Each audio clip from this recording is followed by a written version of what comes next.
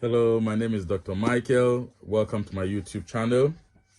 If you are new to my YouTube channel, I will encourage you to like this video, follow, and let's form a community together to share ideas for the growth of our children for a better parenting.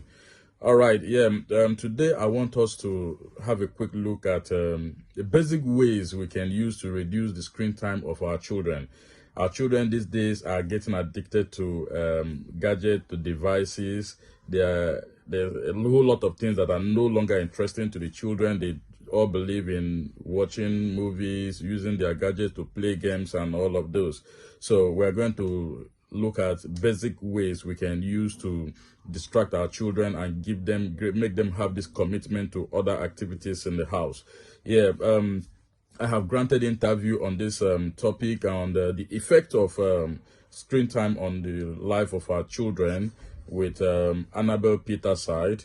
I think I'm going to put a link of that video on this video so that you can watch the video and have a good understanding of this conversation. It's going to be a follow-up to that discussion.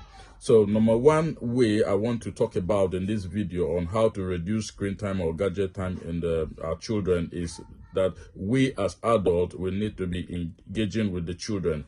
How do we do this? How do we achieve this? You cannot tell your child to stop using her gadget at so time or go off the screen at so time and there is no level of engagement from you. The children, as they are growing, their psychology is building up. They study us as adults, as parents, as carers. They study us to know what we are doing. So there is this inquisitive nature that comes from children. So they ask a lot of questions. So when you divert their attention from what is taking their energy, taking their time, they fall back to you, asking you a lot of questions. You should be open enough to have a conversation with them. You should be open enough to guide them and have a discussion with them. How do we do this? I'll give us some examples.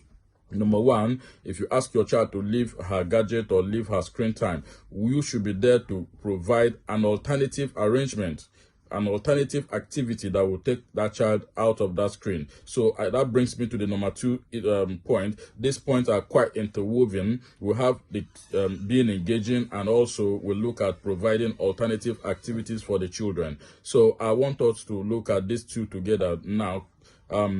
How do you get to provide this? When you ask your child to leave the screen time, you should be able to engage with that child. If you want you people to study a book, you should be able to read alongside with the child. Ask the child to read a page while you read the next one. That gives that commitment and understanding and motivation with you. The child sees that there is commitment on your part, and he or she will also be motivated to put more interest or attention to the activity. Also, you should be able to say, okay, today you are going to teach me, daddy or mommy or aunt or uncle is going to be your student. You are going to teach me today. So the child is going to come back to you and be engaging with you and try to teach you a few things he or she have learned in life or from school or wherever. So you have the opportunity to take that child away from the screen time and come together with the child and engage.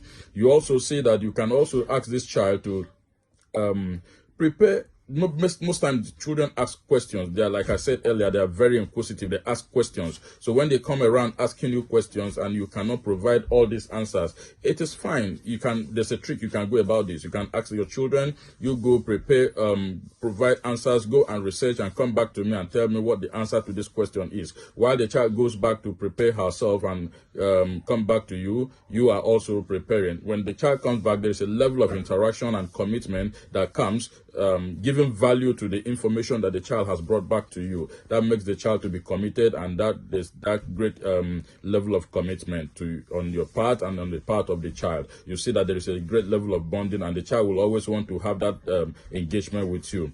Number three is that you have to set limits. This is where some parents get it wrong. You must be assertive, set limits. It is not every time your child will want to frown her face or you look at her face that the child is frowning. You should be able to set limits and ask this child to respect the limit. If the screen time is going to end if it's 1 hour, 1 hour is 1 hour, the next day the child will still have access to it. So set limit and stay by those limits. Set limits, be assertive, and ensure that if a child fails to keep to those limits, there should be a sanction to that action.